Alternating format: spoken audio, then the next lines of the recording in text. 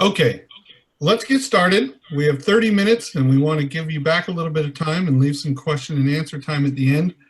And if anyone joins us, they can just pick up where we're at.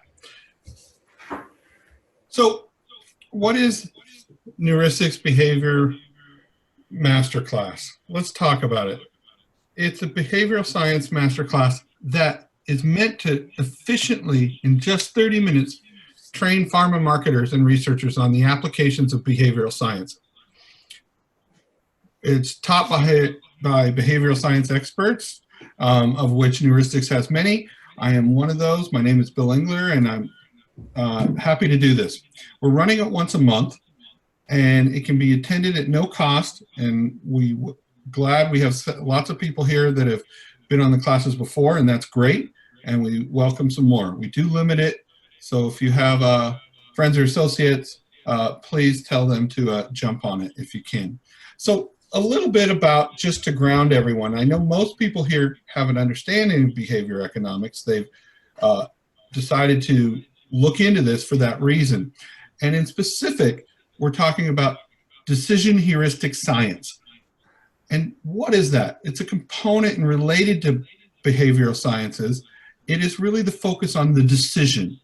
Why do people make the decisions they do? When do they make the decisions they do? And how do they make the decisions they do?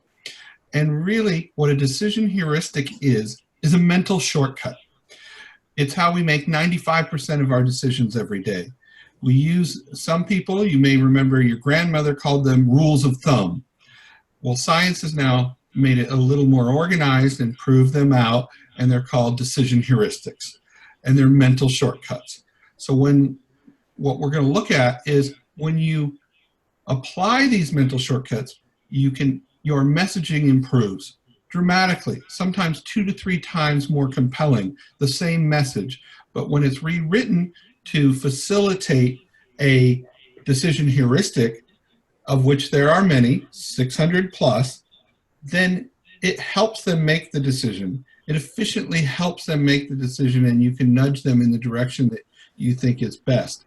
And they appreciate it because many people get stuck on decisions and just default to or skip it altogether. So how do we lay out these master classes? We're tackling 2 heuristics per month so that we can dig into it and really show you how they impact customer decisions in the pharmaceutical industry and in healthcare, how they can be applied, and we're going to give some time for question and answers at the end, and we're just going to work through them. So in a half hour, you're able to build your knowledge quickly and efficiently. Let's take a look. The first heuristic today is what's called ratio preference bias. So what is ratio preference bias? It's basically when judging the probability of an event. Many people find it easier to judge the meaning of a number expressed as a ratio rather than a percentage. And it's really that simple. It's basically, and I should have said this, it's, God bless you, I hope you feel better, but it might be a good idea to put on mute until you want to ask a question, just because there's a little feedback, but no big deal. Thank you. So what is that? It's basically saying people understand ratios better than they do statistical probabilities. So you'll see this expressed a lot in the media. They've figured this out a long time ago. Look at the newspaper any day or on the national news, and they'll say 7 out of 10 Americans support XYZ. They don't say 70% of Americans, because they have learned that people, human beings, can visualize and understand 7 out of 10 much faster than they can 70%.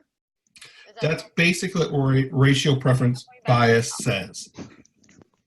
So let's look at this in how it's used, and you can see. So we just gave an example, and here's Tremfya, and you can see more than 7 out of 10 patients achieved a PASI 90 response. So this is in the psoriasis space after just 3 doses. So rather than saying 70% or another figure, they break it right to a ratio, 7 out of 10 patients. So quickly and efficiently, the receiver gets that information. Here's another example. Jeftana, you can see the difference. Look at the message on the far left, reduced risk of death 30%.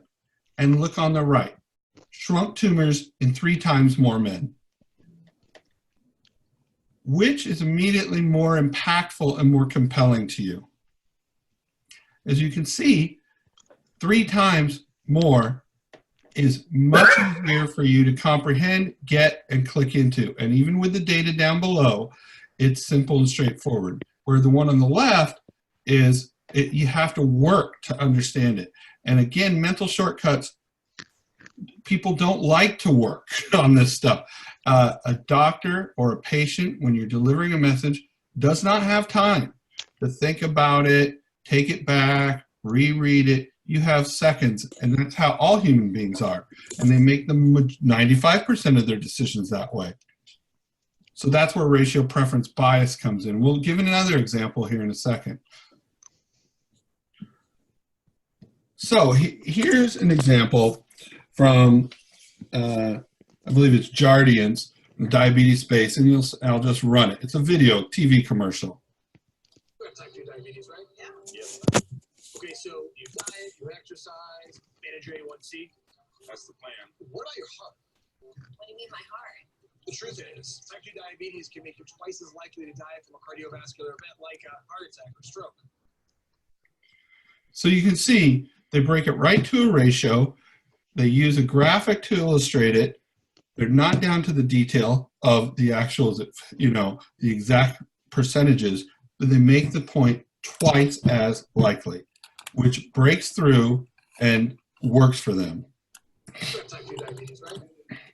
So now let's look at an actual message. How do we get there?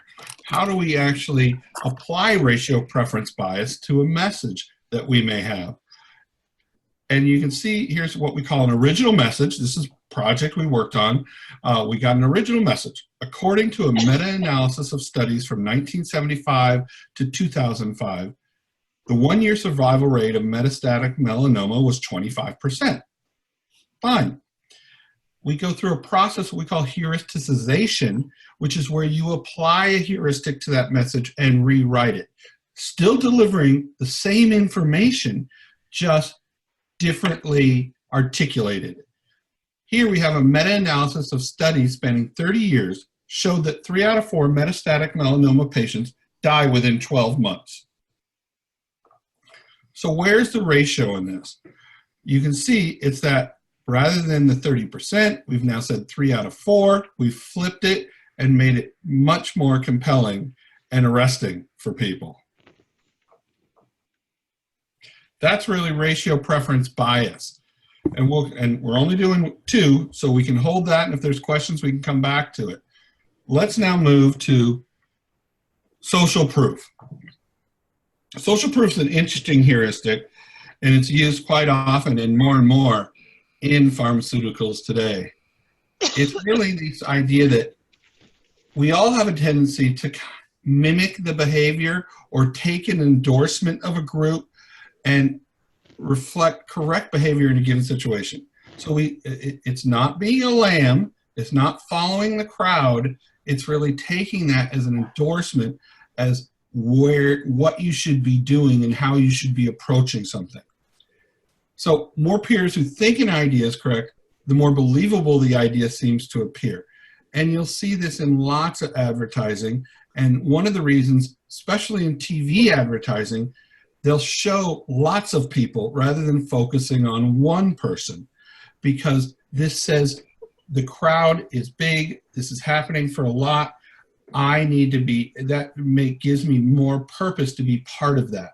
I'm not stepping out, I'm going with the direction that the others are going. You can see the graphic here. What's the line for? I don't know, I just got in it because it must be good. And we see ourselves all the time. We're drawn to crowds, and especially growing crowds. If you think of out of category, the cryptocurrency craze really went crazy. in the second half of 2017. It went from 18 billion to 820 billion. And what was driving that? It's very complex to understand. You can talk all day long with people. You can watch videos on the internet. You can do all sorts of things, and it's still very difficult. It's hard to get your head around. But you thought, A, you were missing out on something. Many people did. And many people said, oh, if that many people are doing it, it must be safe. It must be smart. It must be something I should be a part of. And that's why they're willing to gamble their money, because it's worth it. It gives a credence to it. And Jelania uses the message and actually uses it 3 times in one particular space on it. This is a digital space on their internet.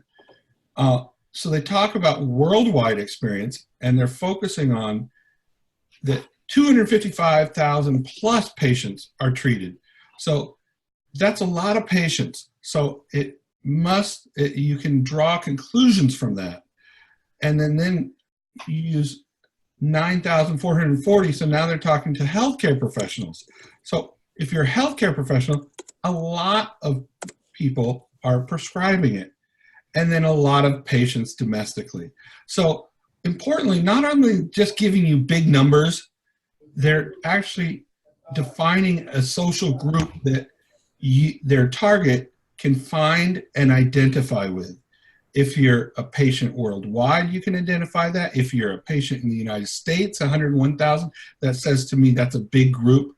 And so it's not just identifying a lot of people, it's a lot of your group or your peers or your cohort. And the same goes down to then the healthcare professionals. Here's a small little clip. Demonstrated longer life and is the most prescribed immunotherapy for these patients. Okay, so the extension of this, the longer commercial, goes in and gives you a view of the different patients, a view of the different people. As I said, you'll see this in diabetes advertising a lot. They're walking on the beach, they're doing stuff, and there's lots of people. There's lots of people that I, either patient or if the target is a physician, can identify with, because I can see myself in that group. And therefore, I take the endorsement of that group seriously. Another example is we see here, this idea that the group is growing and I could be missing out. We've all probably used Kayak or Hotwire or any of the travel sites. And one of the things they do, interestingly, is, and same with Amazon, they'll do a couple things. They'll give you the size of the actual, number of reviews. Everyone knows on Amazon, you're going to take a 5-star review if there's only 3 of them?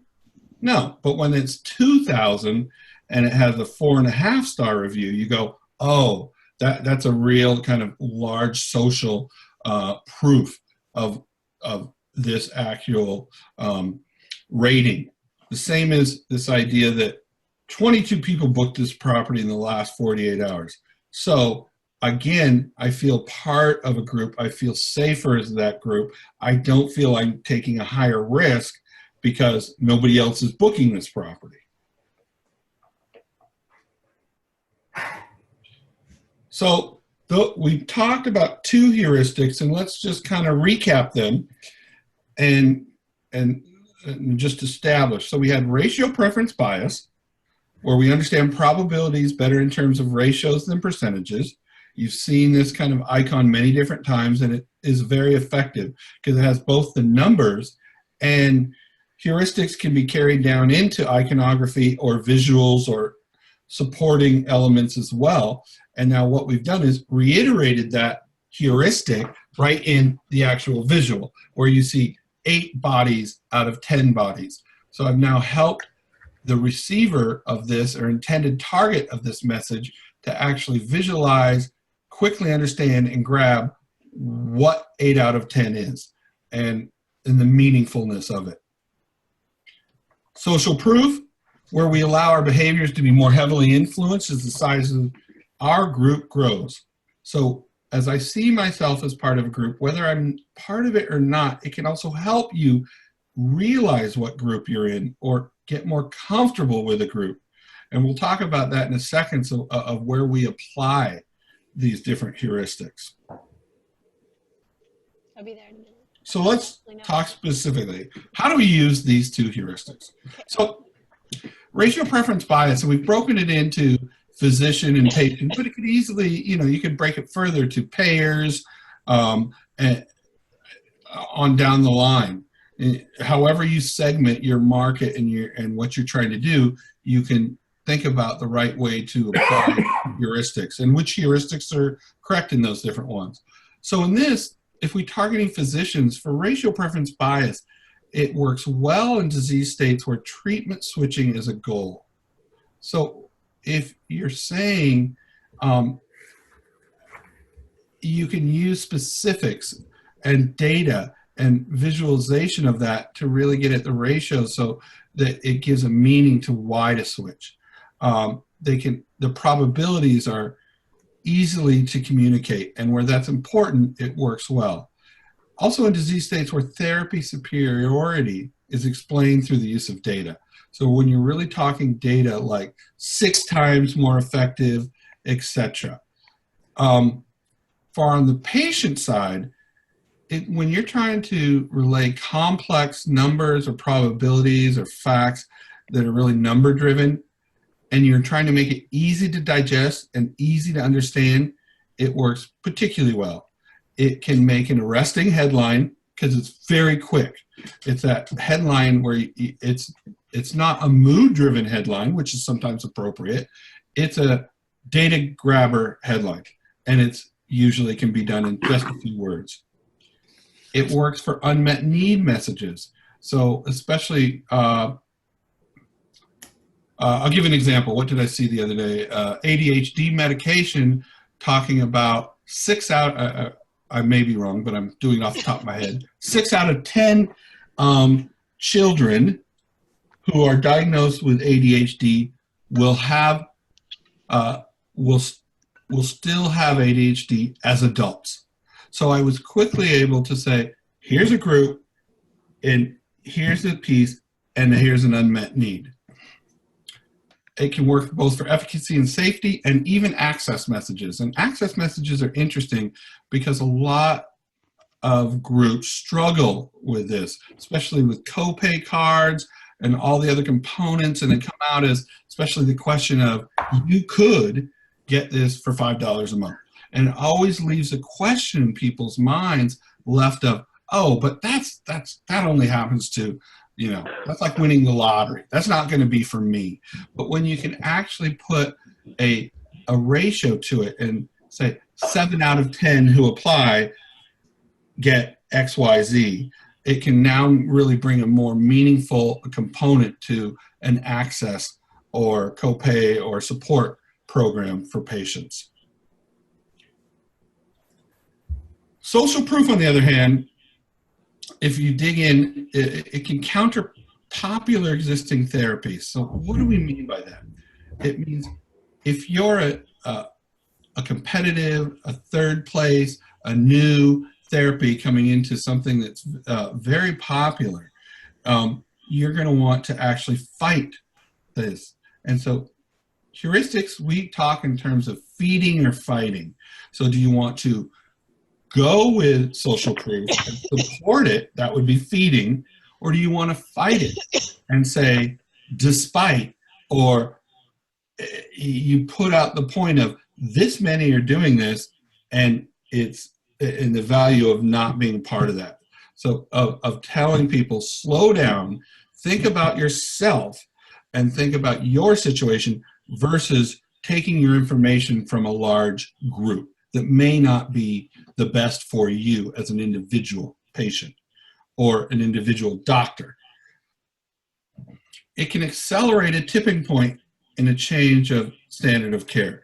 So this is important. We all know you get to a point where a new therapy is starting to get enough traction that it's potentially reached a tipping point, and the standard of care may actually change. This can act, and if that's to your advantage, you can actually feed that and say, and point out how many, what the probability is, or not the probability, but how many, and you could even use a ratio to back this up, are now using this new therapy, which is by itself establishing it as the new standard of care. So it can just accelerate that tipping point as you move through it. Also, to think more broadly is not just to when you're messaging to physicians, sometimes your message is actually arming them with something to say to their patients. And this can be useful because we know patients are very open to social proof and react to it, sometimes arguably more than physicians. And so you can actually arm them with a message because when you're recommending a new therapy and they're questioning it and why and should, and you go through the data, but what a real good message is, look, this number of my patients are using it. I've done it this more. It's the second place. You can start to make them feel like this is not an isolated brand new thing, but it really has traction and is really being used by lots of people. On the patient side, it's particularly useful in disease states where treatment is popular among a large number of patients. And you can reinforce that, bring that to light, and give them reassurance. Also, in certain disease states, when a patient feels isolated, we hear it all the time. We all know blood pressure is lots of people deal with blood pressure, but every new person with blood pressure and is prescribed medication feels like, oh, am I the only one getting blood pressure medication and this particular one? Or the same with diabetes or many of those. And it can help through that process to make that patient feel less isolated and join, and in the third point, almost support a patient cohort. You're pointing it out to them. You're leading them to a patient cohort where they can find additional information, support, learning opportunities online. It can help with compliance, because the sooner a patient feels like less isolated, like they're part of something, that others are doing this as well, it helps in their management of their own disease state and can support the doctor as well. So you can see there's lots of different uses, and if applied correctly, it can have a lot of meaning and improvement in your messaging. So that brings us to the end of our class.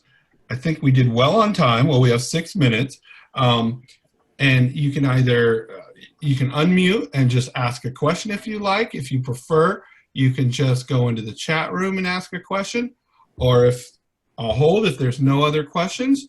We're always open to feedback, and you can email us later, and hopefully this is a good experience, and if there's any ways to improve it for you, we'd love to do that as well.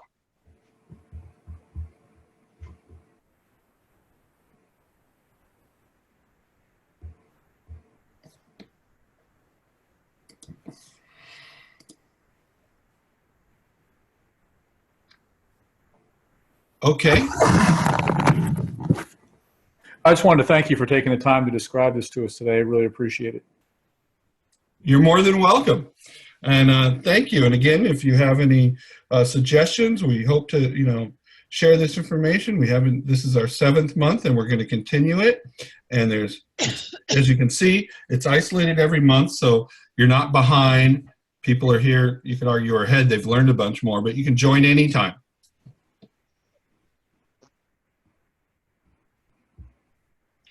And if that's it, I will close it up and thank you all, and look forward to talking with you next month. Thank you. Thank you.